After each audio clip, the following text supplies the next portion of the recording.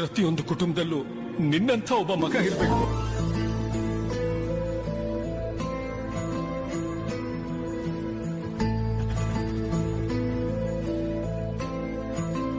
ನಮಸ್ಕಾರ ಸ್ನೇಹಿತರೆ, ಎಲ್ಲರೂ ಹೇಗಿದ್ದೀರಾ? ಸೊ ಎಲ್ಲರೂ ಚೆನ್ನಾಗಿದೆ ಅಂದ್ಕೊಂಡಿದ್ದೀನಿ, ಎಲ್ಲರೂ ಒಳ್ಳೆ ಲೈಫ್ ಎಂಜಾಯ್ ಮಾಡ್ತಾಯಿದೆ ಅಂದ್ಕೊಂಡಿದ್ದೀನಿ.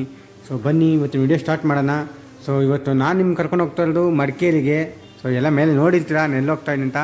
ನಾನು ಪ್ಲ್ಯಾನ್ ಮಾಡ್ತಾ ಇರೋದು ಫಸ್ಟು ಮೇಲ್ಕೋಟೆ ಹೋಗಿ ಮೇಲ್ಕೋಟೆಯಿಂದ ಮಡಿಕೇರಿಗೆ ಹೋಗಬೇಕು ಅಂತ ಪ್ಲ್ಯಾನ್ ಮಾಡ್ತಾ ಇದ್ದೀನಿ. ಸೊ ಮಧ್ಯದಲ್ಲಿ ಹೋಗ್ತಾ ಆನ್ ದ ವೇ ಸಿಗೋವಂಥ ಒಳ್ಳೊಳ್ಳೆ ಪ್ಲೇಸ್ಗಳನ್ನ ನಿಮಗೆ ತೋರಿಸ್ತಾ ಹೋಗ್ತೀನಿ. ರಾಮನಗರದ ಮೇನ್ ರೋಡಲ್ಲಿ ನಾವು ಬಂದರೆ ನನಗೆ ನೋಡಿ ಈ ಆಂಜನೇಯ ಮೂರ್ತಿ ಕೂಡ ಸಿಗುತ್ತೆ. ಇದು ಕೂಡ ತುಂಬ ಚೆನ್ನಾಗಿ ಕಟ್ಟಿದ್ದಾರೆ. ನಾವು ಇನ್ನೇನು ರಾಮನಗರ ಬಿಡ್ತಾ ಇದ್ದೀವಿ. ಸೊ ರಾಮನಗರದಲ್ಲಿ ಎಂತೆಂಥ ಪ್ಲೇಸ್ ಇದೆ ಗೊತ್ತೇನ್ರಿ?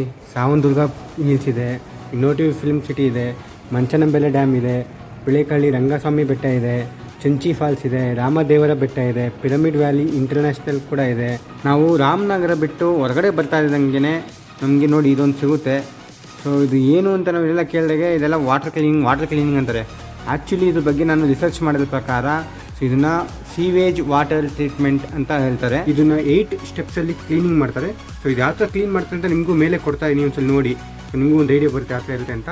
ಸೊ ಇದೆಲ್ಲ ಕ್ಲೀನಿಂಗ್ ಆದಮೇಲೆ ಈ ನೀರನ್ನ ಕೆರೆಗೆ ಇಲ್ಲ ನದಿಗೆ ಬಿಟ್ಬಿಡ್ತಾರೆ. ಇದನ್ನು ಏನಕ್ಕೂ ಬಳಸಲ್ಲ. ನೋಡಿ ಇದು ಬಂದು ಕೆಂಗಲ್ ಆಂಜನೇಯ ಟೆಂಪಲ್ ಅಂದ್ಬಿಟ್ಟು. ಸೊ ತುಂಬ ಫೇಮಸ್ ಇದು. ಸೊ ಒಳಗಡೆ ಒಂದ್ಸಲ ಇನ್ನೊಂದ್ಸಲ ಕರ್ಕೊಂಡು ಹೋಗ್ತೀನಿ. ಒಳಗಡೆ ಯಾವ ಥರ ಇದೆ ಏನು ಅಂತೆಲ್ಲ ತೋರಿಸ್ತೀನಿ.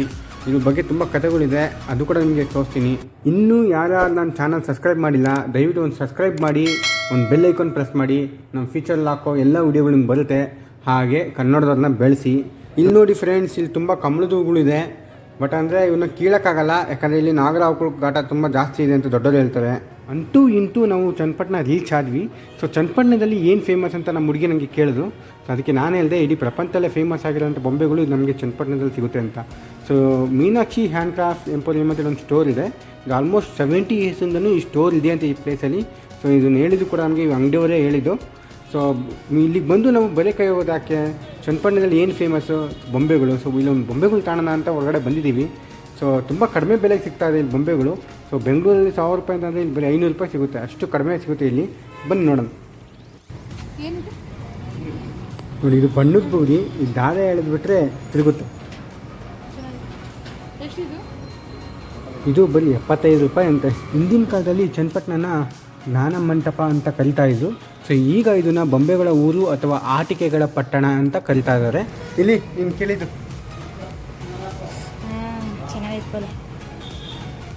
ಎಷ್ಟಿದು? ಇನ್ನು ಈ ಬೊಂಬೆಗಳು ಇಲ್ಲಿ ಯಾವ ಥರ ಪರಿಚಯ ಆಯಿತು ಅಂತ ನೋಡಿದ್ರೆ ನಾವು ಟಿಪ್ಪು ಸುಲ್ತಾನ್ ಕಾಲದಿಂದ ನೋಡಬೇಕಾಗುತ್ತೆ.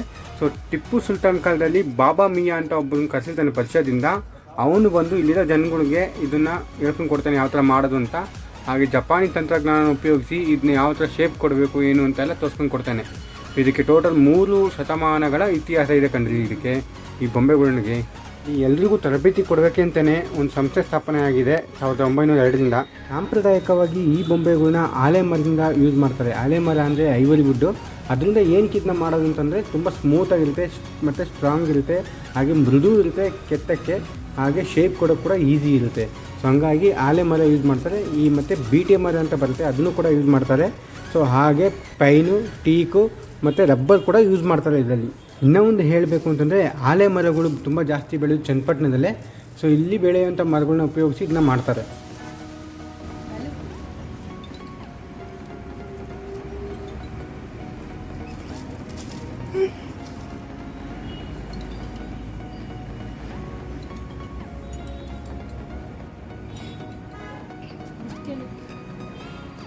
ಇದು ಜಸ್ಟ್ ಬಂದು 100ಇಂದ 150 ರೂಪೀಸು. ಚಿಕ್ಕದು ದೊಡ್ಡದು ಆ ಥರ ಸೈಜ್ಗಳು ಬರುತ್ತೆ. ಇಲ್ಲಿ ಸಿಗೋ ಬೊಂಬೆಗಳು ಇಡೀ ಪ್ರಪಂಚದಲ್ಲೇ ತುಂಬ ಫೇಮಸ್ ಬೊಂಬೆಗಳು.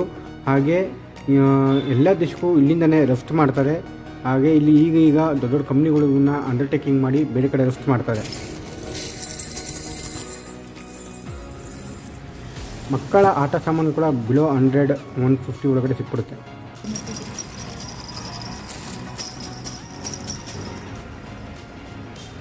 ನಮ್ಮ ಹುಡುಗಿನ ಇಲ್ಲಿಗೆ ಕರ್ಕೊಂಬಂದಿರೋದಕ್ಕೆ ಹೆಂಗಾಗೈತೆ ನಮ್ಮ ಹುಡುಗಿಗೆ ಅಂತಂದರೆ,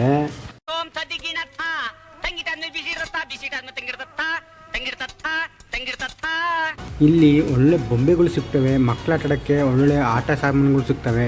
ನೋಡಿ ಇವೆಲ್ಲ ಕಲರ್ ಕೋಡ್ಗಳು. ಸೊ ಮಕ್ಳುಗಳು ಒಂದೊಂದೇ ಕಲರ್ಗಳು ಜೋಡಿಸ್ಕೊಬೋದು, ಯಾವ ಕಲರ್ ಅಂತ ಹೇಳ್ಕೊಂಡು ಕೊಡ್ಬೋದು.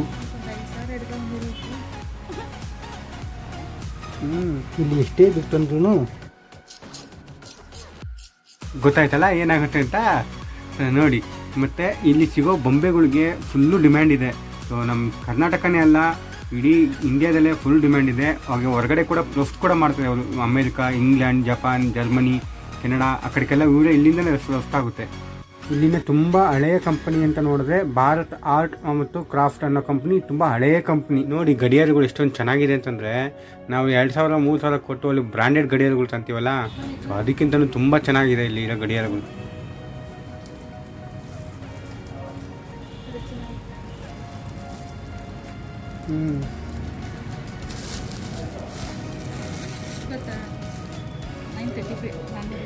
ಇಲ್ಲಿರೋ ಐಟಮ್ಗಳನ್ನ ನೋಡೋಕ್ಕೆ ಎಷ್ಟು ಚೆನ್ನಾಗಿ ಕಾಣಿಸ್ತದೆ ಅಂದರೆ, ಒಂದೊಂದು ಐಟಮ್ಗೂ ಸೂಪರಾಗಿದೆ.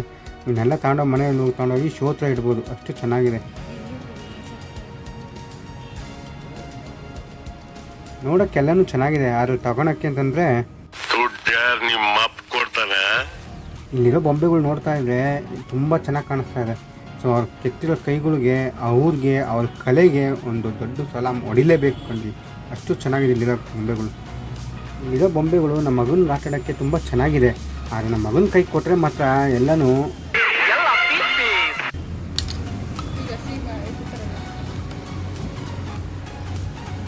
ಈ ಸೈಕಲ್ ಹೆಂಗಿದೆ ಅಂತಂದರೆ, ನಮ್ಮ ಮಾಮೂಲಿ ಸೈಕಲ್ ಇರುತ್ತಲ್ಲ ಆ ಥರನೇ ಇದೆ.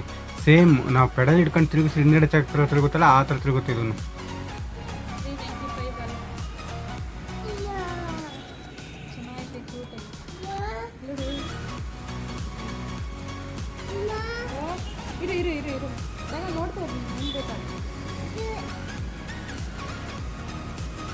ನೋಡಿ ನಮ್ಮ ಮಗನ ಕೊಟ್ಟಿಲ್ಲ ಅಂದ್ಬಿಟ್ಟು ಹೆಚ್ಚಿ ಅಂತಾನೆ. ನೋಡಿ ಅವನಿಗೂ ಕೊಡ್ಬೇಕಂತೆ.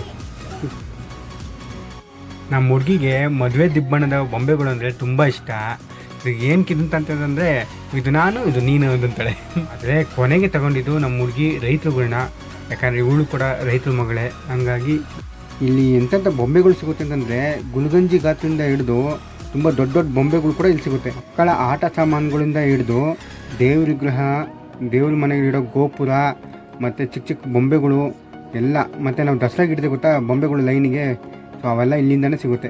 ಸೊ ಫೈನಲ್ ಆಗಿ ನಾವು ಸೆಲೆಕ್ಟ್ ಮಾಡಿದ್ದು ಇದು. ನೋಡಿ ನಮ್ಮ ಮಗನಿಗೆ ದಾರ ಕಟ್ಟಿ ಎಳ್ಕೊಂಡು ಹೋಗೋದು. ಇದು ನಮ್ಮ ವೈಫ್ಗೆ ರೈತರುಗಳನ್ನ ತಗೊಂಡಿದ್ದಾರೆ.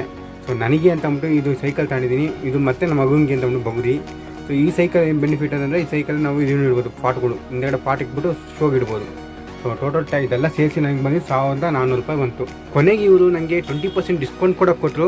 ಬಟ್ ಒಳ್ಳೆ ಟ್ಯಾಕ್ಸ್ ಕೂಡ ಆಯಿತು ನನಗಿದು. ಆದರೆ ನನಗೆ ಒಳಗಡೆ ಬಂದಿದ್ದು, ನಾನು ಈ ಬೊಂಬೆಗಳು ತಗೊಂಡೋಗೋಣ ಅಂತ, ಲೈಕ್ ಕುದುರೆಗಳು ತಗೊಂಡೋಗೋಣ ಅಂತ ಬಂದಿದ್ದು. ಸೊ ಇಲ್ಲಿ ಬೆಂಗಳೂರಲ್ಲಿ ಇದೇ ಕುದುರೆ ಕೇಳಿದ್ದಕ್ಕೆ 1500 ರೂಪಾಯಿ ಹೇಳಿದ್ರು. ಬಟ್ ಇಲ್ಲಿ ಕೇಳಿದ್ದಕ್ಕೆ ಬರೀ 750 ರೂಪೀಸ್ ಹೇಳಿದ್ರು. ಸೊ ವರ್ತಂತು, ಬಟ್ ಅದನ್ನು ತಗೊಂಡೋಗೋಕ್ಕಾಗಲ್ಲ ಅಂತ ಇದನ್ನೆಲ್ಲೇ ಡ್ರಾಪ್ ಮಾಡಿದೆ. ಇನ್ನೇನು ನಾವು ಚನ್ನಪಟ್ಟಣ ಬಿಡ್ತಾ ಇದ್ದೀವಿ. ಆದರೆ ಚನ್ನಪಟ್ಟಣದಲ್ಲಿ ಒಂದು ಒಳ್ಳೆ ದೇವಸ್ಥಾನ ಇದೆ ರೀ. ಶತಮಾನಗಳ ಹಳೆಯ ದೇವಸ್ಥಾನ ಇದು. ಶ್ರೀ ಅಪ್ರಮೇಯ ಸ್ವಾಮಿ ದೇವಸ್ಥಾನ ಅಂತ ಅಂದ್ಬಿಟ್ಟು ಲಾರ್ಡ್ ಕೃಷ್ಣಂಗೆ ಇದನ್ನು ಬಿಟ್ಟಿದ್ದಾರೆ. ಸೊ ಇಲ್ಲಿ ನೀವು ಯಾರು ಹೋಗಿದ್ರೆ ಅವರೆಲ್ಲ ಒಂದು ಕಮೆಂಟ್ ಮಾಡಿ ಹೇಳಿ, ನಾನು ಕೂಡ ನಿಮ್ಗೆ ಕರ್ಕೊಂಡು ಹೋಗ್ತೀನಿ ಒಂದ್ಸಲಿ. ಸೊ ಎಪಿಸೋಡ್ 2 ಎಲ್ಲರೂ ಸಿಗೋಣ. ಎಲ್ಲರಿಗೂ ಬಾಯ್.